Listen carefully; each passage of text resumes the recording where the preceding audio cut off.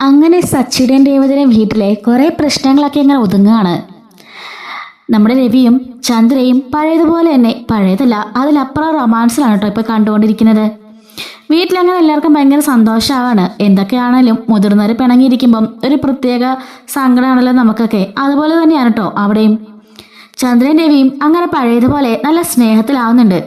പക്ഷെ ചന്ദ്രയ്ക്ക് നമ്മുടെ രേവതിയോടുള്ള ദേഷ്യം മാത്രം ഒരു തുള്ളി പോലും കുറയുന്നില്ല കേട്ടോ. എത്രയൊക്കെ ആരൊക്കെ പറഞ്ഞിട്ടും അതിന് മാത്രം യാതൊരു കുലുക്കവും നമ്മുടെ ചന്ദ്രയ്ക്കുണ്ടായിട്ടില്ല. അങ്ങനെ വർഷയാണെങ്കിൽ ഓഫീസിലേക്ക് പോവാണ്, അവളുടെ ഡബ്ബിംഗ് സ്റ്റുഡിയോയിലേക്ക് പോവാണ് കേട്ടോ. ഈ ഒരു സമയത്ത് ബ്രേക്ക്ഫാസ്റ്റ് നമ്മുടെ രേവതി ബ്രേക്ക്ഫാസ്റ്റൊക്കെ എത്തിച്ചു കൊടുക്കുന്നുണ്ട്. ഉച്ചയ്ക്ക് വരില്ലേ മോളെ ചോദിക്കുമ്പം വേണ്ട ചേച്ചി, ഞാനിന്ന് ശ്രീകാന്തിനെ ഹോട്ടലിലേക്ക് പോയിക്കോളാം. ചേച്ചിക്കിന്ന് പൂവിക്കാൻ പോകേണ്ടതല്ലേ എന്ന് ചോദിക്കാണ്. അതെ, ഞാനിപ്പോൾ പോവുക. മോളച്ചിക്ക് ഇവിടെ കാണുമെന്നാണ് ചോദിച്ചത്. ഞാനും ഉച്ചയ്ക്ക് കഴിക്കാനായിട്ട് വരുന്നുണ്ട് എന്ന് പറയാണ്. അപ്പോഴേക്കും ചന്ദ്ര വന്നിട്ട് ചോദിക്കുന്നുണ്ട്, അല്ല നീ ഇത്ര ധൃതി വെച്ച് എങ്ങോട്ട് പോവാ രാവിലെ? അമ്മേ, എനിക്ക് പൂവിക്കാനായിട്ട് പോകണം. പിന്നെ വലിയ IAS ജോലിയല്ലേ അവള് ചെയ്യാൻ പോണത്. വർഷമോളെ നീ പോയിക്കോ. കണ്ടോ ഇവളൊക്കെ ചെയ്യുന്നതേ അന്തസ്സുള്ളൊരു ജോലിയാ. ഡബിങ് സ്റ്റുഡിയോയിൽ പോയി ജോലി ചെയ്താൽ എത്ര രൂപ കിട്ടുന്നറിയാവോ? അതൊക്കെ അന്തസ്സുള്ള പണിയാ. അല്ല നിന്നെ പോലെ റോഡ് തോറും നടന്ന് കണ്ടവർക്ക് തലയിൽ വെക്കാനേ മുല്ലപ്പൂ കെട്ടിക്കൊടുത്ത് അതിൽ നിന്ന് കിട്ടുന്ന 10-20 രൂപയും കൊണ്ട് ജീവിക്കുന്നതല്ല ഒരു നല്ലൊരു പെണ്ണ് പറഞ്ഞിട്ടുള്ള കാര്യം എന്നൊക്കെ പറയുമ്പോൾ നമ്മുടെ രേവതി ചോദിക്കുകയാണ്, അമ്മ എന്തൊക്കെയായി പറഞ്ഞത്? ഞാൻ കൊടുക്കുന്ന മുല്ലപ്പൂ വെച്ചുകൊണ്ട് ആളുകൾ നടക്കുന്നതേ എനിക്ക് അത്ര അഭിമാനമുണ്ട്. ഏതൊരു ജോലിക്കാണെങ്കിലും അതിൻ്റെതായ അന്തസ്സും അഭിമാനമുണ്ട്. പിന്നെ ഈ ജോലിയൊക്കെ അമ്മ എന്തിനാ തരംതിരിച്ച് കാണാൻ നിൽക്കുന്നത്? അത് മാത്രമല്ല, ഞാൻ അമ്പലത്തിൽ വിഗ്രഹത്തിന് ചാർത്താനും മാല കെട്ടി കൊടുക്കുന്നുണ്ട്. പിന്നെ എൻ്റെ മുല്ലപ്പൂ വെച്ചുകൊണ്ട് പലരും അമ്പലങ്ങളിലും പോകുന്നുണ്ട്.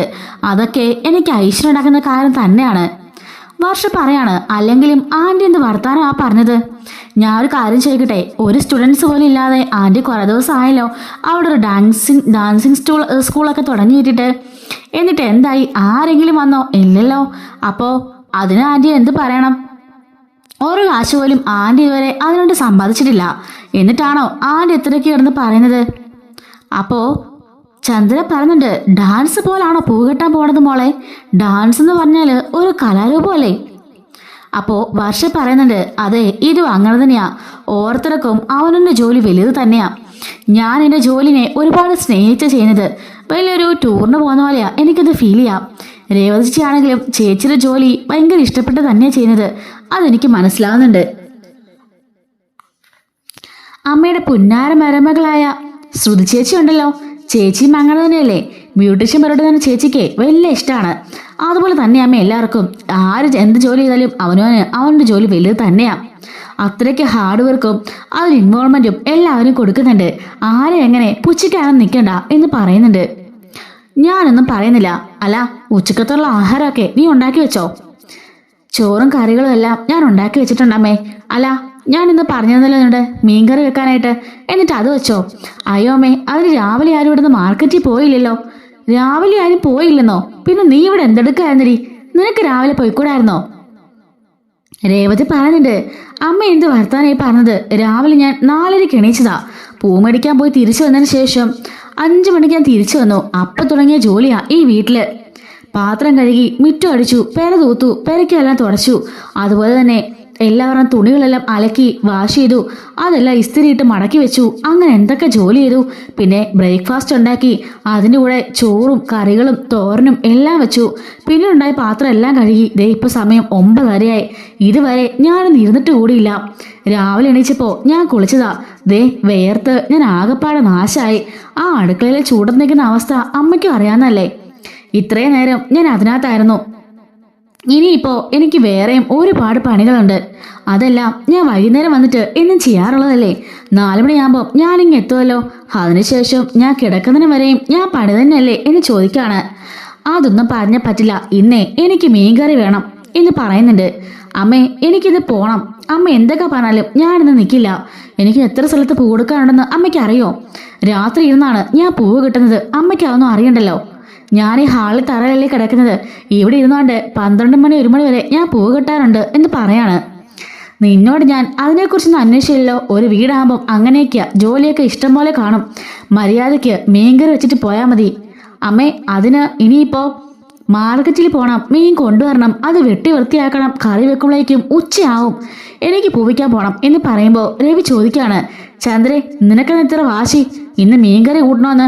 അല്ല ഞാനിവിടെ അല്ലേ മാർക്കറ്റിൽ പോകാനായിട്ട്, പിന്നിപ്പോൾ രേവതി മോള് തന്നെ പോയാലേ നിനക്കൊക്കെ ഉള്ളോ? രവിയേട്ട മിണ്ടായി രവിയേട്ടാ, ഇവള് പോയാൽ ഇവൾക്ക് എന്താ സംഭവിക്കാം? ഇവളുടെ കയ്യിലെ സ്വർണ്ണവളയങ്ങ് ഊരിപ്പോവോ എന്ന് ചോദിക്കാണ്. ഓ പിന്നെ സ്വർണ്ണവള 10-20 രൂപയുടെ വളയും മേടിച്ചിട്ടിട്ടാ അവൾ ഇത്രയും പറയുന്നത്.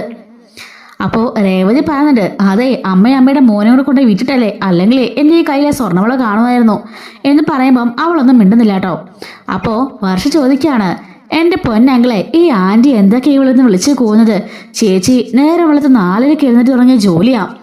ഞാൻ കാണുമ്പോഴെല്ലാം ചേച്ചി ജോലി തന്നെയാ.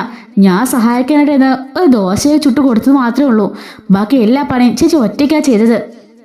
ശ്രുതി ചേച്ചി ഒന്ന് സഹായത്തിന് വിളിച്ചിട്ട് പോലും ആ വഴി പോലും വന്നില്ല, ആൻറ്റിയും വന്നില്ല. എല്ലാവർക്കും ചായയും കാപ്പിയും ബ്രേക്ക്ഫാസ്റ്റും ചോറും എല്ലാം ചേച്ചി റെഡിയാക്കി. ഈ വീടും പരിസരമൊക്കെ അങ്ങളെ നോക്കിയേ എന്ത് വൃത്തിയാക്കി വെച്ചിരിക്കുന്നത്. എല്ലാവരും തുണി വാശിയാനും ചേച്ചി പോയി. ആ സമയത്ത് ഞാൻ ഹെൽപ്പ് ചെയ്തു. എന്നിട്ട് പോലും ഇവർ രണ്ടുപേരും അനങ്ങിയിട്ടില്ല. എന്നിട്ടിപ്പം ആൻറ്റിക്ക് മീൻകറി വേണം പോലും. അപ്പോൾ രവി പറഞ്ഞിട്ടുണ്ട്, എൻ്റെ പൊന്നു മോളെ അവളെ വിടാതിരിക്കാൻ വേണ്ടി ഇവൾ എന്തെങ്കിലുമൊക്കെ ഐഡിയ നോക്കുമെന്ന് എനിക്കറിയാം. ഇവളുടെ ആ പൊട്ടത്തലയിൽ തോന്നിയ ഐഡിയ ഏതൊക്കെ ആവുന്നു നിങ്ങൾ മൈൻഡ് ചെയ്യണ്ട. രേവതി മോളെ കാപ്പ് കുടിച്ചിട്ട് മോള് പോക്കോ എന്ന് പറയുമ്പം ചന്ദ്ര പറയാണ്, അങ്ങനെ ഇപ്പോൾ നീ ഇവിടുന്ന് പോവണ്ടടി, മര്യാദയ്ക്ക് ഞാൻ പറഞ്ഞത് ചെയ്തിട്ട് പോയാൽ മതി.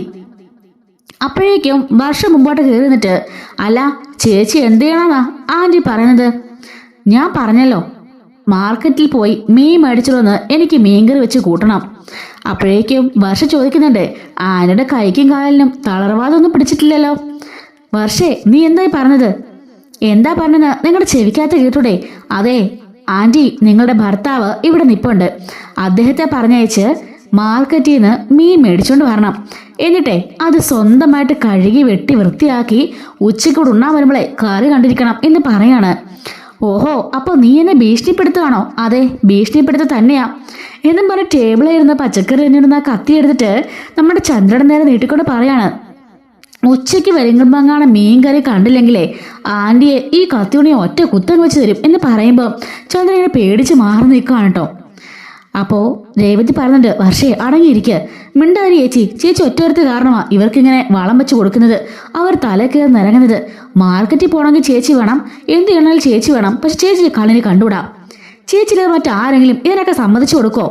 അങ്കിളുണ്ടല്ലോ, അങ്കിള് പോയിക്കോളും മാർക്കറ്റിൽ വന്ന് ഇവർ തന്നെ മര്യാദയ്ക്ക് മീൻകറി വെച്ച് കൂട്ടട്ടെ, അവർക്കല്ലേ ആഗ്രഹം. അതിപ്പോൾ ചേച്ചി എന്ത് ചെയ്യാനാ?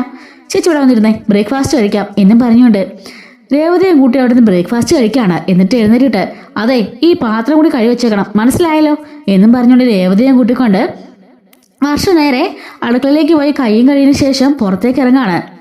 രേവതി പറയുന്നുണ്ട്, ഞാൻ ആ പടം മുഷിഞ്ഞിരിക്കുകയാണ്, ഞാനൊന്ന് കുളിച്ചിട്ട് പോയിക്കോളാം. ആ ചേച്ചി വന്നിട്ട് ചേച്ചിനെ കൊണ്ടേ ഞാൻ ഇവിടെ നിന്ന് പോകുന്നുള്ളൂ, എനിക്കറിയണം ചേച്ചി നമ്മുടെ ആരെങ്കിലും പറഞ്ഞിടാതിരിക്കുമോന്ന് എന്നും പറഞ്ഞുകൊണ്ട് നമ്മുടെ രേവതി കുളിച്ചിട്ട് വരുന്നത് വരെ അവിടെ വർഷ വെയിറ്റ് ചെയ്തിരിക്കുകയാണ്. വർഷയുടെ പ്രകടനമൊക്കെ കണ്ട് നമ്മുടെ രവിക്ക് നല്ല ചിരി വരുന്നുണ്ട് കേട്ടോ.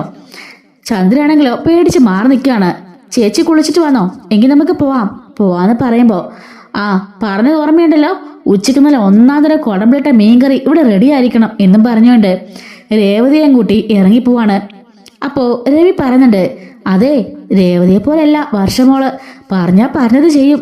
രാത്രി വന്നിട്ടേ നിന്നെ ഈ കത്തി കൊണ്ട് കുത്തി ഇറക്കും. അതുകൊണ്ട് പെട്ടെന്ന് സഞ്ചിയും പൈസയൊക്കെ ഇങ്ങ് എടുത്തോണ്ട് വാ, ഞാൻ പോയി ഒരു മീൻ മേടിച്ചോണ്ട് വരാം. അപ്പോൾ ചന്ദ്ര പറയുന്നുണ്ട്, എനിക്ക് വയ്യ വെട്ടാനും കറി വെക്കാനൊന്നും. അയ്യോ നിനക്കല്ലേ ആഗ്രഹം മീൻ കറി കൂട്ടണമെന്ന്, നേരം വെളുത്തണിച്ച് ഒരു പണി ചെയ്യാതെ ഇങ്ങനെ ഇരുന്നാലേ ചക്കപ്പോത്ത് പോലെ ആയിപ്പോ, വീർത്ത് നീ പൊട്ടും. അതുകൊണ്ട് എന്തെങ്കിലുമൊക്കെ മേലനങ്ങി എന്തെങ്കിലുമൊക്കെ പണി ചെയ്യ്, ഞാനേ മീനെ മേടിച്ചോണ്ട് വരാം എന്നും പറഞ്ഞിട്ട് രവി പുറത്തേക്ക് പോവാണ്. എൻ്റെ ഐഡിയ ആയിപ്പോയി, എന്ത് ചെയ്യാനാ, അവളെ വിടാതിരിക്കാൻ വേണ്ടി എന്തെങ്കിലുമൊക്കെ ചെയ്യാന്ന് പ്ലാൻ ചെയ്തതാ. ആ വർഷം ഒന്നിനും സമ്മതിക്കില്ല, കാശുകാരി ആയിപ്പോയി, അല്ലെങ്കിൽ ഞാൻ കാണിച്ചു കൊടുത്താനെ എന്നൊക്കെ പറഞ്ഞുകൊണ്ട് അവിടെ ഇങ്ങനെ ദേഷ്യപ്പെട്ടിങ്ങനെ തുള്ളിച്ചാടി നിൽക്കുകയാണ്. നമ്മുടെ രവി കുറേ നേരം കഴിയുമ്പോഴേക്ക് മീനുമായിട്ട് വരുന്നുണ്ട് കേട്ടോ. വലിയൊരു ചൂരയൊക്കെ ആയിട്ടാണ് വരുന്നത്. ചന്ദ്ര പറയാണ്, ഇത് വെട്ടാണെന്നും എനിക്കറിയില്ല എന്ന് പറയുമ്പം, നിനക്കറിയാവുന്ന പോലെ വെട്ടാൽ മതി, അല്ല നിങ്ങൾ വെട്ടാൻ സഹായിക്കുമെന്ന് ചോദിക്കുമ്പം, അയ്യോ ഇല്ല, എനിക്ക് പോസ്റ്റ് ഓഫീസിലും ബാങ്കിലും ഒക്കെ ആയിട്ട് ഇനി അത്യാവശ്യമായിട്ട് കുറച്ച് സ്ഥലങ്ങളിലേക്ക് പോകാനുണ്ട്, ഞാനും ഉച്ചയാകുമ്പോഴേക്കേ വരുള്ളൂ എന്ന് പറഞ്ഞിട്ട് നമ്മുടെ രവിയും അവിടുന്ന് പോകുന്നുണ്ട്. ചന്ദ്രനാണെങ്കിൽ പുറത്തേക്ക് കൊണ്ടുപോയി ഈ മീനിട്ട് ഉരുട്ടി പേരട്ടി ഒരു വിധത്തിൽ കണ്ടിച്ച് പറക്കി എടുത്തുകൊണ്ട് വരുന്നുണ്ട് കേട്ടോ. അങ്ങനെ വന്നിട്ട് കുടംപുളിയാക്കിയിട്ട് നല്ല ഒന്നാന്തരം മീൻ കറി ചന്ദ്ര വെച്ച് വെക്കുന്നുണ്ട്. അങ്ങനെ പോകുന്ന വഴിക്ക് നമ്മുടെ രേവതിയോട് വർഷ പറയാണ്, എൻ്റെ പൊന്നി ചേച്ചി, ഇതിനൊന്നും ഇങ്ങനെ വളം വെച്ച് കൊടുക്കരുത്. ചേച്ചി ഉണ്ടെങ്കിലേ അവിടെ മീൻ മേടിക്കുള്ളൂ, കറി വെക്കുള്ളൂ. എന്തൊക്കെയാ അവർ കാണിച്ചു കൂട്ടുന്നത്? ശ്രീകാന്തിൻ്റെ അമ്മയായിപ്പോയി, അല്ലെങ്കിൽ അവരെ ഞാൻ കാണിച്ചു കൊടുത്തേനെ. രേവതി പറയാണ്, എന്ത് ചെയ്യാനാ മോളെ, മോളൊക്കെ കാശുള്ള വീട്ടിൽ തന്നെ വന്നത്. പക്ഷേ ഞാൻ അങ്ങനല്ലല്ലോ, അതുകൊണ്ടാ ഇങ്ങനെയൊക്കെ അമ്മ ഓരോന്ന് കാണിക്കുന്നത്. അതുകൊണ്ട് ഞാനിപ്പോൾ ഒന്നും മൈൻഡ് ചെയ്യാറില്ല. എന്തെങ്കിലുമൊക്കെ പറഞ്ഞിട്ട് പോട്ടേന്ന് ഞാനും അങ്ങ് കരുതും.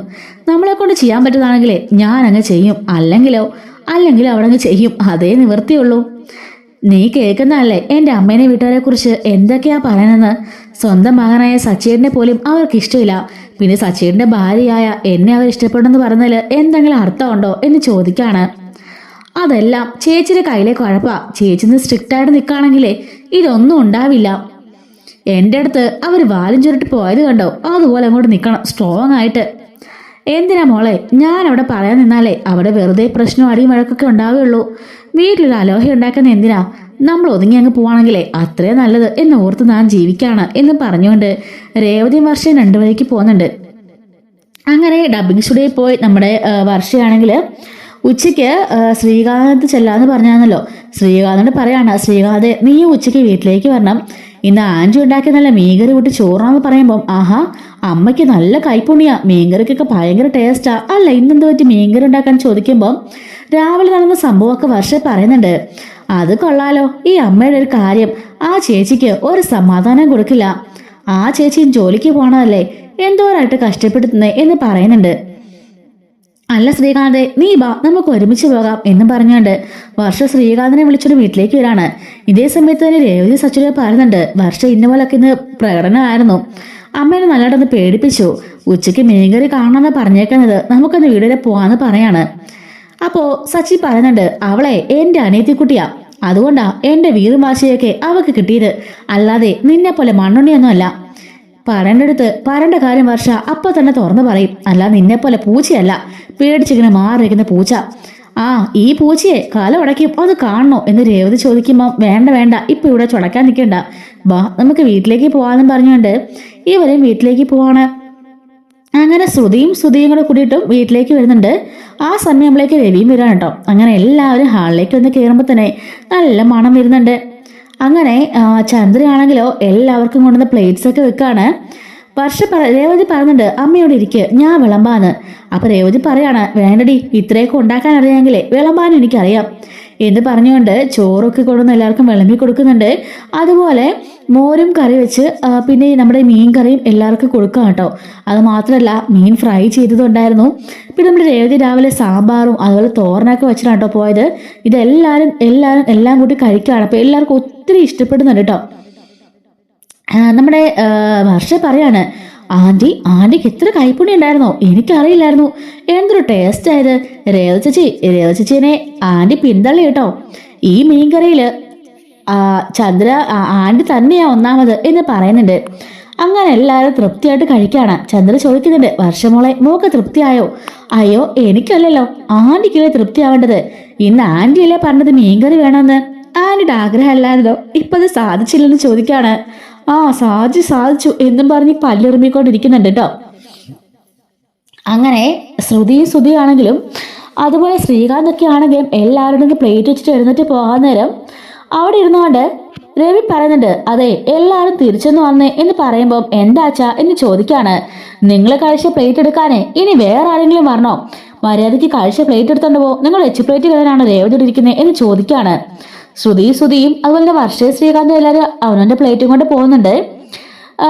സച്ചി ആണെങ്കിൽ അവൻ്റെ പ്ലേറ്റ് എടുക്കാൻ പോകുമ്പോൾ രേവതി ആ പ്ലേറ്റ് എടുക്കാൻ പോകുമ്പോഴേക്കും രവി പറയാണ്, രേവതി മോളെ, സച്ചിക്ക് കൊമ്പൊന്നുമില്ല, അവൻ്റെ പ്ലേറ്റ് എടുത്ത് കഴിയുള്ള പ്രായമൊക്കെ അവനുണ്ട്, അതുകൊണ്ട് അവൻ എടുത്തോളും എന്ന് പറയാണ്. രവി ആണെങ്കിലും അവൻ്റെ പാത്രം എടുത്തിട്ട് പോകുന്നുണ്ടോ. അങ്ങനെ എല്ലാവരും ക്യൂ നിൽക്കുന്നത് പോലെ ലൈനിലായിട്ട് നിന്ന് അവനവൻ കഴിച്ച പാത്രമൊക്കെ കഴുകി വെച്ചിട്ട് പോകുന്നുണ്ട്. അപ്പോൾ രവി പറയാണ്, ഇതിനിയുടെ ഒരു ടൈം ടേബിൾ ആയിരിക്കണം, സ്വന്തമായി കഴിച്ച എച്ച് പ്ലേറ്റുകളെ അവിടെ ഇട്ടിട്ട് ഇനി ആരും പോകണ്ട, അങ്ങനെ പോകുന്നവർക്ക് പിറ്റേ ദിവസം അതേ എച്ച് പ്ലേറ്റിലായിരിക്കും ഇനി മുതൽ ആഹാരം തരാൻ പോവുക. അത് ഓർത്താൽ കൊള്ളാം എന്നും പറഞ്ഞിട്ട് രവിയും പോകുന്നുണ്ട് കേട്ടോ. എന്തായാലും അതൊരു മികച്ച ഡിസിഷൻ തന്നെയായിരുന്നു. സ്വന്തമായി കഴിച്ച ഈ എച്ചിപ്പാത്രം കൂടെ ഒന്ന് ഇട്ടുകൊടുത്ത് അത് രേവതിയെ കൊണ്ട് കഴിക്കുന്ന അത് ഒരു ന്യായമായ കാര്യമല്ലല്ലോ. രേവതിയായിരുന്നു അതൊക്കെ പറഞ്ഞ് വിലക്കെടുത്തത്. പക്ഷെ അവളത് ചെയ്തില്ല. നന്മമരമാകാൻ വേണ്ടിയിട്ട് അവളെ കൊണ്ട് പറ്റുന്ന പോലൊക്കെ തന്നെ അവൾ ചെയ്യുന്നുണ്ടായിരുന്നു. എന്നാൽ രവിയുടെ ഈ ഒരു തീരുമാനം വളരെ നല്ലതായിരുന്നല്ലേ. അപ്പൊ നിങ്ങളുടെ അഭിപ്രായങ്ങളൊക്കെ കമന്റ് സെക്ഷനിലൂടെ പറയണേ. ഇതുപോലത്തെ സ്റ്റോറീസ് ഒക്കെ നമ്മുടെ ചാനലിലൂടെ എല്ലാ ദിവസവും അപ്ലോഡ് ചെയ്യുന്നതാണ്. മിസ്സാവാതിരിക്കാൻ ചാനൽ ഉടൻ തന്നെ സബ്സ്ക്രൈബ് ചെയ്ത് സപ്പോർട്ട് ചെയ്യണേ. Thanks for watching.